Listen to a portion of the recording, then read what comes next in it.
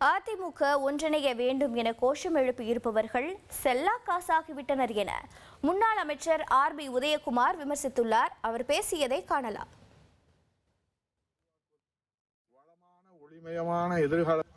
வளமான ஒளிமயமான எதிர்காலத்தை உருவாக்குவதற்கு தன்னை அர்ப்பணித்து உழைத்துக் கொண்டிருக்கிறார்கள்.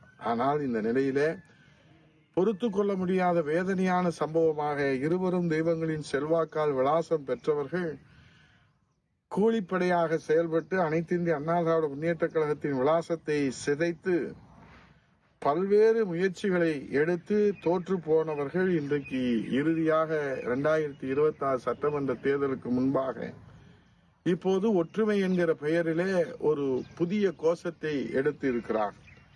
இந்த செல்லா காசுகள் தற்போது எழுப்புகின்ற இந்த சலசலப்புகள் எல்லாம் தொண்டர்களின் சொத்தான அனைத்து இந்திய அண்ணா திராவிட முன்னேற்ற கழகத்திற்கு எந்த சேதாரத்தையும் ஏற்படுத்தி விடாமல் பாதுகாக்க வேண்டிய பொறுப்பும் கடமையும் அனைத்து இந்திய அண்ணா திராவிட முன்னேற்ற கழகத்தினுடைய கோடிக்கணக்கான உண்மையான விசுவாச பற்றுதம் கொண்ட ஒவ்வொரு தொண்டர்களுக்கும் இருக்கிறது என்பதை உணர்ந்துதான் இந்த காணொளி மூலமாக அனைத்து இந்திய அண்ணா திராவிட முன்னேற்ற கழகத்துடைய விசுவாச தொண்டர்களும் பற்றுள்ளம் கொண்ட தொண்டர்களும் இன்றைக்கு புரட்சி தலைவர் ஐயா எடப்பாடியார் அவர்கள் சந்தித்து வருகிற சவால்களை எல்லாம் சாதனைகளாக மாற்றுவதற்கு இருவரும் தெய்வங்களுடைய ஆசியோடு மக்களுடைய பேராதரோடு தொண்டர்களுடைய உறுதுணையான மன உறுதியோடு நாம் இன்றைக்கு முடிவெடுக்க வேண்டிய தருணம் இது.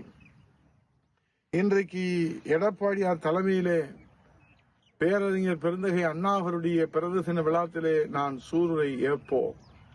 அண்ணா திராவிட முன்னேற்ற கழக தொண்டர்களுக்கு தாய் இல்லாத இந்த தொண்டர்களுக்கு தாயாக, தலைமை இல்லாத இந்த தொண்டர்களுக்கு ஒரு எளிய தலைமையாக, ஒரு சாமானிய தலைமையாக, தாய் உள்ளம் கொண்ட தலைமையாக, தெய்வ உள்ளம் கொண்ட தலைமையாக, அன்புள்ளம் கொண்ட தலைமையாக, கருணை உள்ளம் கொண்ட தலைமையாக, உழைப்பவரே உயர்ந்தவர் என்ற தாரக மந்திரம் கொண்ட தலைமையாக, எல்லோரையும் தாய் பாசத்தோடு அரவணைக்கின்ற ஒரு தலைமையாக, ஒரு தொண்டரிலிருந்து ஒரு தொண்டர் உருவாகிய ஒரு புதிய வரலாறு.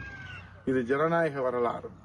ஒரு தொண்டரிலிருந்து தொண்டர் உருவாகிய ஒரு புதிய சகாப்தம். இது ஜனநாயகத்தின் சகாப்தம். இது ஜனநாயகத்தின் அற்புதம். இது ஜனநாயகத்தினுடைய மலர்ச்சி. இது ஜனநாயகத்தினுடைய வளர்ச்சி. அதிமுக்கிய விவரங்களை அனைவருக்கும் புரிய வைக்கும் பாட்காஸ்ட்.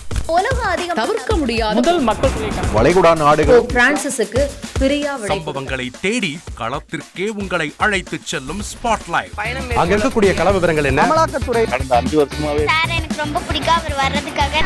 எங்களுடைய நியாயமான கோரிக்கை Even at the cost of stopping பார்வையாளர்களையும் செய்திக்குள் பங்கெடுக்க செய்யும் மக்கள் குரல்.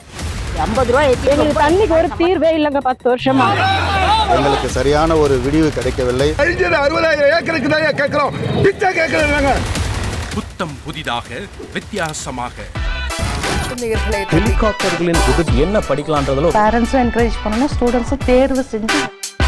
எனக்கும் சீமானனுக்கும் பெரிய வித்தியாசம் இல்லைங்க. ஒரு பாயிண்டா சொல்லணும். உங்களுக்கான தலைவர்களை பொழுதுபோக்கு தளத்தில் தேடாதீர்கள், போராட்ட களத்தில் தேடுங்கள். அனைத்தும் உங்களுக்காக. எப்போதும் இணைந்திருங்கள் தந்தி டிவியுடன்.